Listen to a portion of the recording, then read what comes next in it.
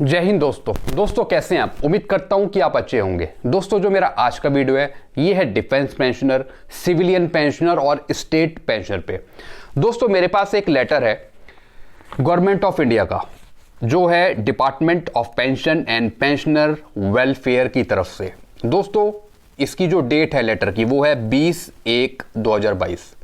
दोस्तों इस लेटर के मुताबिक, इस लेटर के अकॉर्डिंग आगे आने वाले टाइम में जो एडिशनल पेंशन मिलेगी पेंशनरों को वो मिलेगी 65 एज पर 5% एक्स्ट्रा पेंशन, ऐसी 70 एज पर 10% एक्स्ट्रा पेंशन और ऐसी 75 एज पर 15% एक्स्ट्रा पेंशन। तो दोस्तों क्या वाकई में ऐसा होगा? दोस्तों जैसा आपको पता है कि ये न्यूज़पेपर में, यूट्यूब पर काफी प्रसारित हो रही है, काफी आ रही है। तो दोस्तों क्या है इसके पीछे की सच्चाई, ये सारी चीजें मैं आपको समझाऊंगा लैपटॉप पर, और भी इसके बहुत सारे पॉइंट हैं वो भी मैं आपको समझाऊंगा लैपटॉप पर। दोस्तों ये जो न्यूज़ है, जो ये लेटर निकल के आया है, ये अभी का लेटर नहीं है, यह अभी की बात नहीं है। दोस्तों पेंशनर एसोसिएशन की डिमांड है, ये जो पेंशनर जो एसोसिएशन है उनकी तरफ से ये डिमांड रखी गई है कि जो पेंशनरों की जो एडिशनल पेंशन है वो 65 एज पर, 70 एज पर और 75 एज पर से स्टार्ट करी जाए। दोस्तों जैसा आपको पता है कि जो अभी एडिशनल पेंशन मिलती है पेंशनरों को वो मिलती है 80 एज से, 80 एज पर 20% एक्स्ट्रा पेंशन। तो दोस्तों अब जो पेंशनर एसोसिएशन है उनका कहना है, उन्होंने सरकार को बताया है कि जो एडिशनल पेंशन है वो स्टार्ट करी जाए 65 एज से, 65 फिर 70 फिर 75। उन्होंने बताया है पेंशनर एसोसिएशन ने सरकार को। तो दोस्तों क्या है ये पूरी चीज हम समझते हैं लैपटॉप में, एक एक करके आप सही से समझिएगा दोस्तों ये सारे पॉइंट। तो चलिए दोस्तों मैं आपको समझाता हूं लैपटॉप पे, आइए। दोस्तों मैं लैपटॉप की तरफ आ गया हूं। तो चलिए दोस्तों पहले मैं आपको रिपोर्ट समझाता हूं, फिर मैं आपको लेटर समझाऊंगा बाद में। तो चलिए दोस्तों संसदीय पैनल ने 65 ईयर्स बाद पेंशन में बढ़ोतरी की सिफारिश की। दोस्तों ये न्यूज़ नई दिल्ली की रिपोर्ट के अनुसार है। संसदीय स्थायी समिति ने सिफारिश की है कि केंद्र सरकार के पेंशन भोगियों की उम्र के अनुरूप पेंशन में बढ़ोतरी 80 की बजाय 65 ईयर्स से लागू की जानी चाहिए। दोस्तों ये डिमांड पेंशनरों की भी है, जो पेंशनर का जो एसोसिएशन है उन्होंने भी ये डिमांड करी है। दोस्तों फिलहाल 80 ईयर्स की उम्र में बेसिक पेंशन पर 20% की बढ़ोतरी दी जाती है, जैसा आपको पता है। यदि सिफारिश स्वीकार कर ली जाती है तो वृद्धि इस प्रकार होगी: 65 वर्ष पे 5% एक्स्ट्रा पेंशन, 70 वर्ष पर 10%, फिर 75 वर्ष पर 15% एक्स्ट्रा पेंशन। यह पेंशन भोगियों के संघों की लंबे समय से लंबित मांगों में से एक है। दोस्तों जैसा मैंने आपको बताया ये पेंशनर की जो एसोसिएशन है उनकी ये डिमांड थी और काफ़ी लंबे समय से ये चलती आ रही थी। यह बढ़ोतरी उम्र के साथ बढ़ने वाले चिकित्सा खर्चों के अनुरूप दी जाती है। पेंशन में वृद्धि को लागू करने के लिए 80 वर्ष की आयु 2006 में छठे केंद्रीय वेतन आयोग की सिफारिश के अनुसार लागू की गई थी।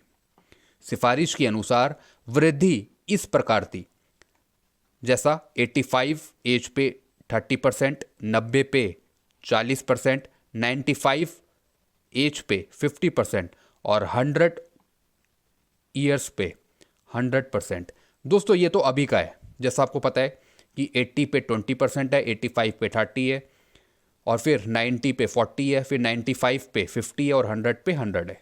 एडिशनल पेंशन की बात कर रहा हूँ मैं। दोस्तों संसदीय समिति की रिपोर्ट में कहा गया है कि ऐसी परिस्थितियां पैदा की जानी चाहिए जहां पेंशन भोगी दूसरों पर बोझ बने बिना अपने दम पर रहते हैं, खासकर एक एकल परिवार में। अनुमान के मुताबिक 2050 तक 60 साल से ऊपर के लोगों की संख्या काफ़ी बढ़ जाएगी। समिति ने केंद्रीय पेंशन वितरण से जुड़ी शिकायतों के निपटारे में देरी पर चिंता जताई है। दोस्तों, ये आगे का सोच रहे हैं, यानी इनका अनुमान है 2050 जब आएगा तो उसमें 60 साल से ऊपर के लोगों की संख्या काफ़ी बढ़ जाएगी। ये आगे का टारगेट देखना चाहते हैं। हालांकि ऐसी शिकायतों का निपटारा 60 दिनों के भीतर करना होता है, लेकिन शिकायतों के 1/5वें हिस्से में भी इस मानदंड का पालन नहीं किया जा रहा है। संसदीय समिति ने केंद्र सरकार से उन क्षेत्रों में सोशल ऑडिट पैनल गठित करने की सिफारिश की जहां पेंशन संबंधी शिकायतें अधिक हैं। समिति की सिफारिशों में पेंशन वितरण से संबंधित शिकायतों से निपटने के लिए बैंकिंग लोकपाल की तर्ज पर एक पेंशन लोकपाल की स्थापना भी शामिल है। दोस्तों, जैसा आपको पता है कि पेंशन से रिलेटेड प्रॉब्लम्स बहुत हैं अभी, तो उनकी शिकायतों को सुनना चाहिए सरकार को और उसे निपटाना चाहिए। दोस्तों, आगे आने वाले टाइम में एक और बात कही जा रही है रिपोर्ट में, 70 साल से ऊपर के लोगों को पेंशन की राशि घर बैठे उपलब्ध कराएं। संसदीय समिति ने केंद्र सरकार से 70 वर्ष से अधिक उम्र के लोगों को उनके घरों में पेंशन राशि उपलब्ध कराने पर विचार करने का आग्रह किया है। बिजनेस कॉरस्पॉन्डेंट सिस्टम स्थापित करने और विशेष रूप से उन क्षेत्रों में एजेंटों का उपयोग करने का प्रयास किया जाना चाहिए जहां बैंकिंग श्रृंखला मजबूत नहीं है। पेंशन विभाग को वित्त मंत्रालय और रिजर्व बैंक के साथ परामर्श करना चाहिए। समिति ने सरकार को याद दिलाया कि ऐसी स्थिति उत्पन्न नहीं होनी चाहिए जहां लोगों को अपनी जायज मांगों के लिए अदालतों का दरवाजा खटखटाना पड़े। दोस्तों, जैसा आपको पता है कि डिफेंस पेंशनरों को पेंशन सही कराने के लिए AFT जाना पड़ता है, वकीलों के चक्कर काटने पड़ते हैं, कोर्ट जाना पड़ता है। जैसा आपको पता है कि OROP 2 का जो रिवीजन होना है वो सरकार की तरफ से होना है, लेकिन जो केस डाला गया वो पेंशनरों की तरफ से आवाज़ें उठाई गई कि आप केस करिए तभी हमें OROP 2 मिल पाएगी, क्योंकि सरकार तो आंख बंद किए बैठी थी। तो दोस्तों, ऐसा ना हो आगे, यानी जो पेंशनर है उनकी पेंशन रिवीजन के लिए पेंशन पे जो भी काम हो रहा है पेंशनरों को भटकना ना पड़े। ये ऑटोमेटिक काम सरकार या फिर कर्मचारी करें। तो दोस्तों, ये मैंने आपको एक रिपोर्ट पढ़ाई एडिशनल पेंशन की। अब मैं आपको लेटर समझाता हूं दोस्तों अब मैं आपको लेटर समझाता हूं। तो दोस्तों, लेटर है मेरे पास, ये आप देख रहे हैं 20/1/2022 का, और ये है गवर्नमेंट ऑफ इंडिया का, department of pension and pensioner welfare की तरफ से। दोस्तों, इसका सब्जेक्ट देखिए आप, parliamentary standing committee 110 report on additional quantum of pension on attaining the age of 65 years, 70 years और 75 years under the CCS pension rule। दोस्तों, CCS पेंशन रूल्स के अकॉर्डिंग जो क्वांटम एडिशनल पेंशन है उसे रिवाइज किया जाएगा पेंशनरों के लिए। दोस्तों, इस लेटर का ये मतलब नहीं कि जो भी ये काम है ये फटाफट हो जाएगा। असली मकसद जो है इस लेटर का, ये मैं आपको थोड़ी देर में बताऊंगा। पहले ये समझ लेते हैं कि क्या है इस लेटर में। दोस्तों, इसमें कहा गया कि जो CCS पेंशन रूल है उसके अकॉर्डिंग एडिशनल जो पेंशन है उसे रिवाइज करा जाए, यानी 65 एज जब हो जाएगी पेंशनर की तब 5% एक्स्ट्रा बेनिफिट, फिर 70 एज पर एक्स्ट्रा बेनिफिट 10%, फिर 75 एज पर 15% एक्स्ट्रा बेनिफिट पेंशन पे पेंशनर को। दोस्तों, एक लेटर मैं आपको और दिखा रहा हूं। दोस्तों, ये लेटर है मिनिस्ट्री ऑफ कम्युनिकेशंस का, और ये भेजा है CGCA को, डिपार्टमेंट ऑफ टेलीकॉम को। इसमें भी बिल्कुल सेम बात कही है कि 65 एज जब पेंशनरों की हो जाएगी तो एक्स्ट्रा बेनिफिट, फिर 70 एज जब हो जाएगी पेंशनरों की फिर एक्स्ट्रा बेनिफिट, फिर 75 एज जब हो जाएगी पेंशनरों की फिर उनको अलग बेनिफिट मिलेगा। तो 65 से ये स्टार्ट कर रहे हैं, जब पेंशनरों की एज 65 से स्टार्ट हो जाएगी तब उन्हें एडिशनल बेनिफिट मिलेगा पेंशन पे। दोस्तों, इसकी कॉपी जो गई है वो मैं आपको बता रहा हूँ। इस लेटर की भी कॉपी गई है, मैं आपको दिखा रहा हूँ दोस्तों। सबसे पहले डिपार्टमेंट ऑफ टेलीकम्युनिकेशन, संचार भवन, न्यू दिल्ली। फिर डिपार्टमेंट ऑफ पोस्ट, डाक भवन, न्यू दिल्ली। फिर the controller general of accounts, ministry of finance को गई है। फिर controller general of defence account, उनको गई है। फिर financial adviser and CAO, ministry of railways, railway board और रेल भवन। इन सब को कॉपी चली गई है इस लेटर की।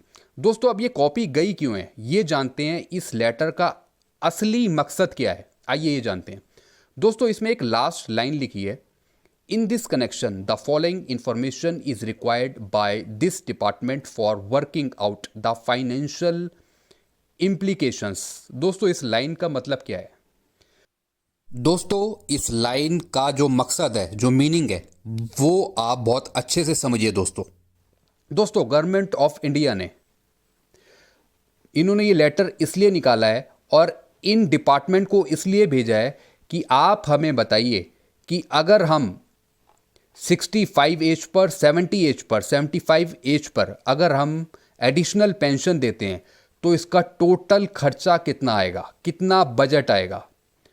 तो दोस्तों वित्तीय अनुमान लगाने के लिए यह फॉर्मेट हर एक डिपार्टमेंट को भेजा है कि जो 65 एज से 70 के बीच में जो पेंशनर हैं उनकी डिटेल क्या है और कितनी पेंशन दी है दिसंबर 2021 में विदाउट DR, और amount of pension paid in December 2021 DR के साथ।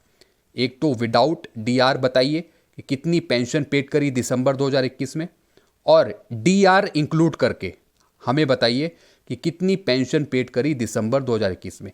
तो इसकी डिटेल मांगी है। एक तो मांगी है 65 से 70 के बीच में, फिर 70 ईयर्स से, फिर 75 एज के बीच में, फिर 75 एज से 80 ईयर्स के बीच में, फिर 80 ईयर्स से 85 ईयर्स के बीच में, फिर 85 से 90 ईयर्स के बीच में, फिर 90 से 95 ईयर्स के बीच में, फिर 95 से 100 ईयर्स के बीच में, और फिर 100 ईयर्स से उबव। यानी इस प्रकार के जो पेंशनर हैं उनकी नंबर ऑफ पेंशनर, कितने पेंशनर हैं इतने एज के बीच में, और कितनी पेंशन मिली दिसंबर 2021 में विदाउट DR और विद DR दिसंबर 2021 में। तो दोस्तों यह सब डिपार्टमेंट से मांगी गई है सूचना। इसके अकॉर्डिंग एक बजट इंप्लीमेंट किया जाएगा सरकार की तरफ से, तब जाकर इस पर काम होगा। तो इस लेटर का मकसद ये नहीं है कि लेटर लिख दिया इन्होंने और हमारी जो एडिशनल पेंशन है वो मिलना स्टार्ट हो जाएगी 65 एज पर, 70 एज पर और 75 एज पर। ऐसा नहीं है। ये एक बजट एस्टीमेट तैयार किया जा रहा है। किसकी तरफ से? Government of India, department of pension और पेंशनल वेलफेयर की तरफ से। तो दोस्तों ये जो आंकड़े हैं ये सब भरकर डिपार्टमेंट वाले देंगे। किसे देंगे? Government of India, department of pension and pensioners welfare को। तो दोस्तों ministry of personnel and PG and pension ये पता लगाएगी कि अगर हम ये लागू करें एडिशनल पेंशन का रूल 65, 70 और 75 एज पर, तो कितना एस्टीमेट बनेगा, कितना हमें देना पड़ेगा पेंशनरों को। तो दोस्तों ये जो बनाया गया है लेटर और जो ये फॉर्मेट बना हुआ है ये सिर्फ फाइनेंशियल इम्प्लीकेशंस के लिए है। एक बजट, अनुमानित बजट ये तैयार करेंगे जब ये डिपार्टमेंट ये पूरा फॉर्मेट भरकर, जितने भी डिपार्टमेंट हैं, चाहे डिपार्टमेंट ऑफ टेलीकम्युनिकेशन हो, डिपार्टमेंट ऑफ पोस्ट हो, या फिर मिनिस्ट्री ऑफ फाइनेंस हो, या डिफेंस अकाउंट हो, या फिर फाइनेंशियल एडवाइज़र हो, CAO, मिनिस्ट्री ऑफ रेलवे हो, रेलवे बोर्ड हो, तो जितने भी डिपार्टमेंट हैं सब ये फॉर्मेट भरकर भेजेंगे मिनिस्ट्री को, तब मिनिस्ट्री इस पर काम करेगी। और लगभग इसमें 1-2 साल, 3 साल, 4 साल लग सकते हैं। 1 से 3 साल लग सकते हैं दोस्तों। यानी 1 से 5 साल के बीच में अगर ये कुछ प्रोग्रेस होता है तब हमें एडिशनल बेनिफिट मिल पाएगा 65 एज पे, 70 एज पे और 75 एज पर। तो इसका बजट तैयार किया जाएगा। अब ये ज़रूरी नहीं है कि 2022 में इसे फाइनल कर दिया जाए, 2023 भी लग सकता है, 2024 भी लग सकता है, 2025 भी लग सकता है। तो दोस्तों ये मैंने आपको समझाया इस लेटर का मतलब, ये मैंने आपको समझा दिया। 65 एज पे 5%, 70 पे 10% और 75 पे 15%, इतना का एडिशनल बेनिफिट मिलेगा जब पेंशनरों की एज 65, 70 या 75 होगी। तो दोस्तों ये सब होगा अंडर सीसीएस पेंशन रूल के अकॉर्डिंग। तो दोस्तों इसका जो लाभ मिलेगा वो सबको मिलेगा, पेंशनरों को भी, फैमिली पेंशनर को भी। तो दोस्तों ये जो रिपोर्ट है, ये जो परफॉर्मा है, ये भर के भेजेंगे डिपार्टमेंट वाले मिनिस्ट्री को। जब सारे डॉक्यूमेंट, जब सारे चार्ट मिल जाएंगे डिपार्टमेंट की तरफ से मिनिस्ट्री को, तब मिनिस्ट्री इस पे काम करेगी और अपना बजट एस्टीमेट लगाएगी कि कितना खर्चा आएगा पेंशनरों को एडिशनल पेंशन देने में, 65 वर्ष पे, 70 वर्ष पे और 75 वर्ष पे। तो दोस्तों आप वेट करिए इसके लिए कि कितना टाइम इसमें लगता है। मैंने आपको बता दिया 1 से 5 साल के बीच में टाइम लग सकता है ये काम होने में। इतनी जल्दी ये काम होगा नहीं दोस्तों, क्योंकि पूरे सेंट्रल के जो एम्प्लॉई हैं वो काफ़ी ज़्यादा हैं। चाहे सिविलियन ले लीजिए, चाहे आप ऑटोनोमस बॉडी के आप डिपार्टमेंट ले लीजिए, बहुत से डिपार्टमेंट हैं अलग अलग इस पे। तो काफ़ी लंबा टाइम लग सकता है ऐसा होने में। तो दोस्तों ये मैंने आपको समझाया। इसके रिगार्डिंग आपको कुछ पूछना हो तो डायरेक्ट आप मुझे कमेंट कर सकते हैं। आपको वीडियो अच्छा लगता है तो वीडियो आप शेयर करिए दोस्तों, और दोस्तों आप वीडियोस शेयर करते रहिए दोस्तों आगे, ताकि जिस तरीके से मैं आपको बताता हूँ, समझाता हूँ, आप भी मेरे इस वीडियो के माध्यम से दूसरों को समझा सकें, पेंशनरों को। तो दोस्तों चैनल को आप सब्सक्राइब कर लीजिए और लाइक कर सकते हैं इस वीडियो को। Thank you so much.